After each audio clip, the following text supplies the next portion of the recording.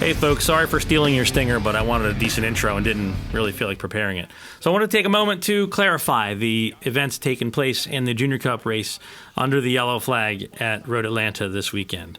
What you're watching now is the actual race itself, the race recap from after the race was concluded in turns 10, 10B, and going up the hill under the bridge into 11. So what you'll see, that's the finish here. So what you're going to see now is the riders heading down the back straight. Here we go. So as we head down the back straight into turn 9, you'll notice on the left there was what looks to be a flagger station, but it's not actually the flagger station because there is one on the right-hand side, noted here.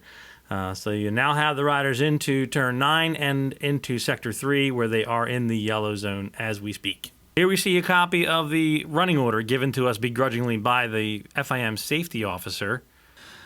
So we now have the riders coming down after turn 9 or coming through turn 9 and heading down to 10.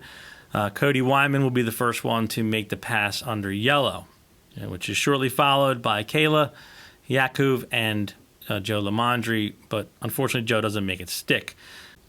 As we head into turn 10, we're going to see the incident itself, which is in the gravel trap. You'll see a couple of corner workers and a rider in absolutely no rush to get out of the gravel trap. And there's also no motorcycle to be seen. So I'm not sure quite what they're doing there, but they're there. Anyway, heading back, yellow flag. You saw it. You'll see it again. Turn 10, there's the yellow flag. Still under yellow. If turn 10B, if corner station 10B existed, it would have been immediately following the incident, and it would have been green. But it wasn't, so our pass, 96, was illegal as well. So we look behind the riders. This is lap 1 of the day, just to get a scan of the wall behind it. And this is turn 10B, and there is no flagger station anywhere to be found. No flaggers, no corner station, nothing. Even though we were told 10B here across from the X, which is the incident, existed by the FIM safety officer and was green. So again, this is earlier in the day, still scanning the wall. There is no flagger station there. So that next flagger station would be under the bridge.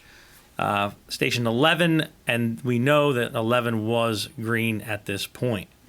And you see the diagram there. I know a lot of folks think that the yellow flag was caused by the crash just shy of the finish line in the last turn, but that's not the case. That's actually what's going on here.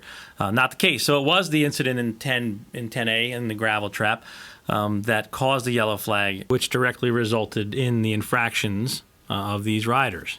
But hold the phone, there's yet another aspect of this. 1.16.2.A.2, a standing yellow flag at the flag marshal post indicates there is a danger ahead beside the track. Riders must exercise caution. Overtaking is forbidden up until the green flag. There are no bullet points outlining penalties of any sort under this section. Go to section 3, waving yellow flag, yada, yada, yada, and you'll note the bullet points below section 3 outline penalties. This clearly states that there are no penalties outlined in the rulebook for number 2, a standing yellow, as opposed to a waving yellow. But wait, there's more. Later in the rulebook, it says riders must obey the flag signals, light signals, and such, and any infringement to this rule may be penalized according to the provisions of 1.21 section B. So it is at the sole discretion of race direction whether they want to impose a fine, a drop of positions, a ride-through penalty, time penalty, points penalty, disqualification, withdrawal of points, and such. So again, this goes directly back to race direction. Now, if you want to go one step further, we can talk about the adoption of the FIM AMA rulebook regards to this matter, and in which the FIM has absolutely no mention of a standing yellow whatsoever. And especially in this case, where a standing yellow just hanging out on the wall could be mistaken for, I don't know, the blue and yellow curbing that's around the entire track.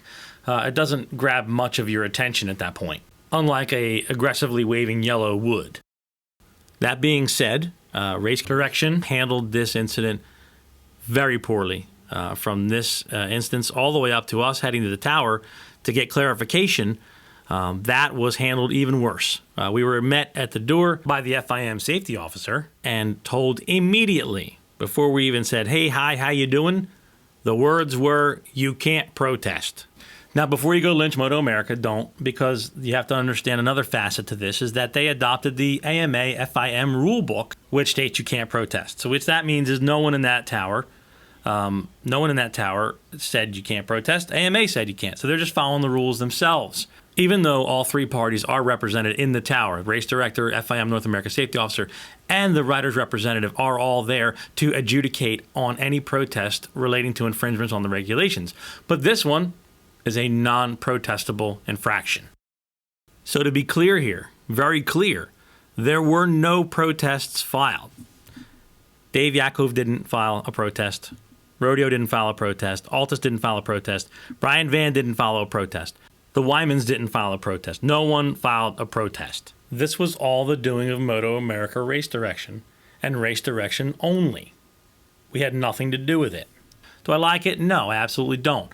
Should there be the ability to protest? Absolutely. There absolutely should, because when one human being evaluates a situation like this and they have to give a decision to another human being, they should be held accountable for their decision, and they should explain their decision in great detail if need be, and they should do it in a manner in which is respectful to their peers.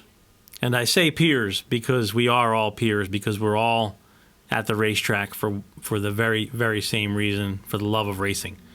And we need to have mutual respect for one another and realize that we're all equals in this world. Not one of us is any better than the other. Doesn't matter what level of the tower you sit on.